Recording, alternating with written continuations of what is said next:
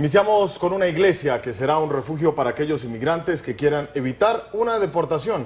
Juan Carlos, esto es algo que ha generado reacciones entre nuestra comunidad. Nuestro compañero Samuel Rivera habló con expertos en inmigración y nos explica qué significa este santuario en términos legales.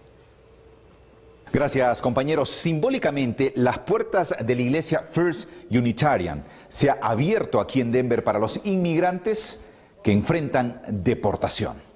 Muchos santuarios el día de hoy se están pronunciando. Esta es la iglesia en nuestra área, First Unitarian Society de Denver, la cual dice será el albergue de todos los inmigrantes que requieren un lugar para no ser deportados. Para proveer santuario a familias que están enfrentando deportación por parte de políticas injustas de este país. ¿Pero qué significado tiene un santuario para los que enfrentan deportación?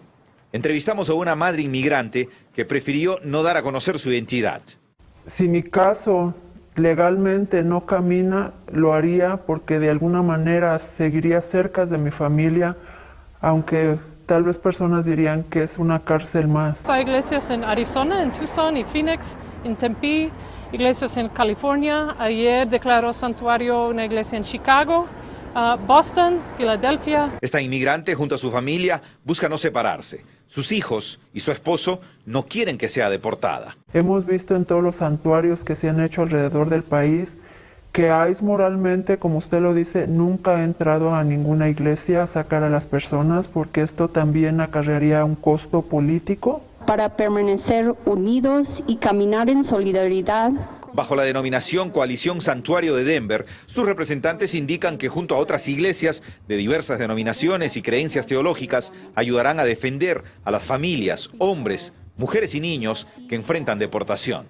No hay ley en particular que protege, pero es un sentido moral que la policía o ICE no va a entrar a una iglesia. Es lo que esperamos. Si hay una carta del director de ICE que dice que las sugerencias que no entren a una escuela o una iglesia o a algún lugar como una boda para sacar a una persona o hacer una entrevista. Los representantes de esta iglesia indicaron que las puertas están abiertas para los inmigrantes indocumentados que enfrentan deportación. Lo único que tienen que hacer es contactarse al Comité del Servicio de los Amigos Americanos al teléfono 303-623-3464, la extensión número 5. Esa es la información que les tengo. Retornamos con ustedes a los estudios. Muchas gracias, Samuel, por tu informe.